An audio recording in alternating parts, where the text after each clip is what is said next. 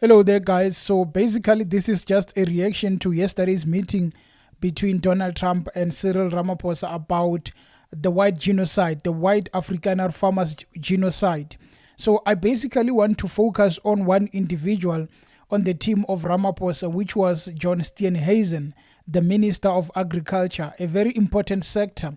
He had to be there because he plays a big role on that sector, which contribute largely to the relationship with the US. I'm going to play that clip of John Steenhuisen. Were seized were under Mr. Zuma and the economic freedom fighters under Mr. Malema.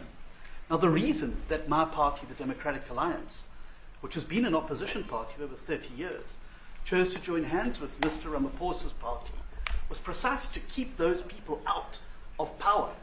We cannot have those people sitting in the union buildings making decisions. First of all, this is a very important matter. John Steenhuisen was called there because he's the Minister of Agriculture and he's also white. So it was only fair for him to be there so that he can fight and debunk this narrative of white genocide. So he gets given a chance by the president, Mr. Cyril Ramaphosa, who says that I think John Steenhuisen is the better man who can speak about these issues. And this man, instead of really focusing on the fact that he's going to debunk the issue of misinformation, he saw Trump showing the clips. I mean, this guy gets given an opportunity to address the matter, to just lay it down so that any misinformation, any confusion can be put aside. And he goes out there. He speaks about the EFF, the MK party. We have to stop the rebel, referring to Julius. We have to stop these people because if they go into power, then we are going to see a genocide. Really, John Steenhuisen? Are we that ignorant, or do we just want to grandstand? I know he's a leader of the Democratic Alliance. He has to go there and be able to represent his people.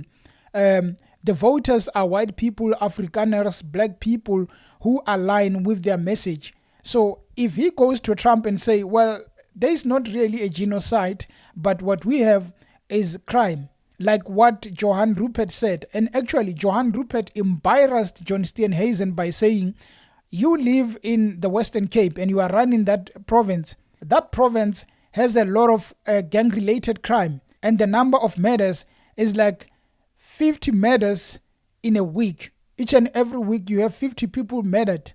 So Johan Rupert was trying to say to John Steenhuisen, we understand that you want to grandstand, but this is an important space that we don't really need to grandstand. I mean, look at the fact that Donald Trump is showing another misinformation, and instead of these people debunking, they are standing there not knowing what is going on. He showed us a video of what is supposedly the gravesite on the road of the white farmers. And when you look at it, it is incorrect. There was a point in 2017, I stand to be corrected.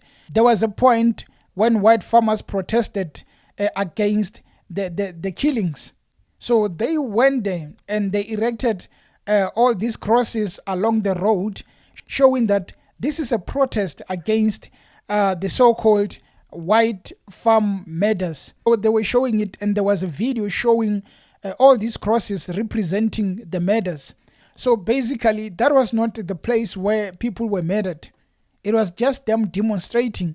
Donald Trump just takes out this video and says, you see those people, thousands of farmers were killed, and you can see on the road, those are the graves of white Afrikaner farmers. Instead of John Steenhuisen taking the opportunity to address that, he does not. Instead of him saying, well, Mr. President, we understand you are showing us that, but there is no credibility to that because it was just a protest. He speaks about MK Party, Julius Malema, the EFF. We must not let them go into the union building, as if he's begging for people to vote for the DA. You do not get a lot of votes by selling out. You get votes by being genuine and speaking to the facts. I mean, the president took you there in order for you to help him. But you are being a minus to the team because now you are focusing on yourself.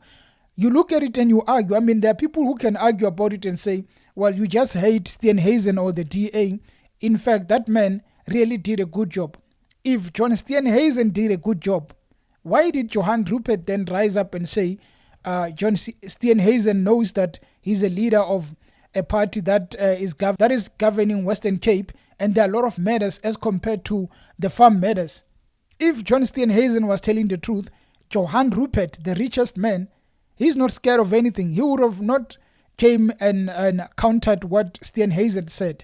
In a nutshell, I think it was very disappointing from John Steenhuisen. I mean, what could we have expected is John Steenhuisen?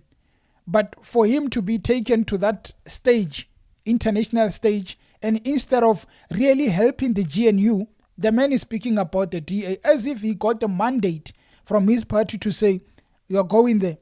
Stop focusing on the ANC. Make sure that you are speaking for us, the DA. And another person that I really think is on the same form as John Steenhuisen was any else. This guy gets given an opportunity as a golfer.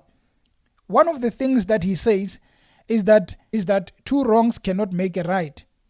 What was that statement about? Does it mean that, well, there was apartheid, so now you are killing the people, so two wrongs don't make a right? I mean, this guy is trying to compare what happened in apartheid to these reports of the farm matters.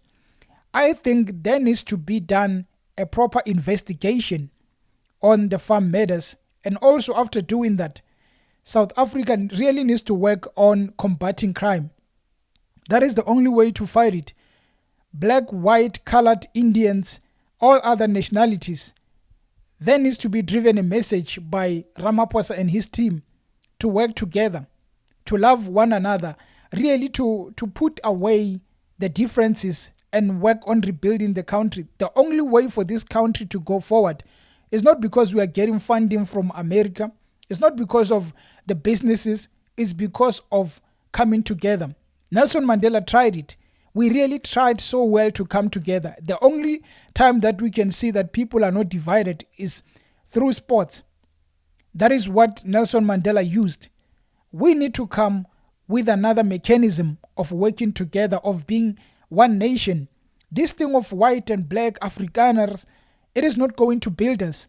And you can see everywhere you go that race is at the center of attention because they speak about it. They look at it. They point at it. Instead of fixing the country, we are going to keep talking about race, this and that. And I think it is about time we really rise up and stand together against racism and against division in South Africa.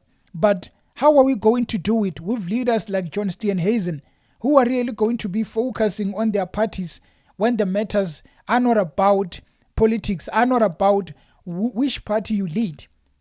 We have a long way to go, so I was really disappointed. But in conclusion, I think we did well as a country. We were well represented. I was just uncomfortable with the fact that Ronald Lamola, the Minister of International Relations, he's standing there like a zombie, not saying anything. Even Johan Rupert points at him and says, this one. I mean, can you understand being referred as this one in a meeting as big as that? He says this one was like Julius Malema. Now he has changed. You are standing there, the Minister of International Relations. I mean, if there's ever a chance for you to be a leader, if you need a stage to grandstand to show that you have potential, that was the stage. You'll never find any stage from that. Maybe in Zimbabwe you might find one speaking to Mnangagwa and you might think that you are a great leader. You are not. That was the opportunity for him to show that I really am capable of doing a lot. But he was standing there, in Chaveni, they were standing there. If it was not for Ramaphosa pointing out the Kosatu lady, none of the black people would have spoken other than Ramaphosa. So I believe that they should have also raised up their hand to say, notice me, President Ramaphosa, notice me, so that Ramaphosa can say, can I give this person a chance? But otherwise, we did well in a very hostile environment. It could have been way too worse, but we did well. They come home with their heads held high because instead of being Zelensky, they did well. And I think all praise also should go to Johan Rupert. I don't know about the other golfers. I really was uncomfortable about them trying to save us.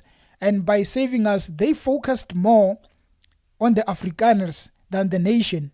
We are not a divided nation. We are one nation. So, Johan Rupert, big up. John Steenhuisen, you sold us out. You were focusing on the DA rather than focusing on the nation. Ramaphosa should really be careful about who he goes to meetings with, very important meetings, because some of these people have never been in governance. Once you give them the taste of governance, they want to rise up and grandstand like little kids. But unfortunately, it's politics for you. We live and we learn. Anyway, guys, again, please subscribe to the channel for us to hit 250,000 subscribers. Until next time. Cheers.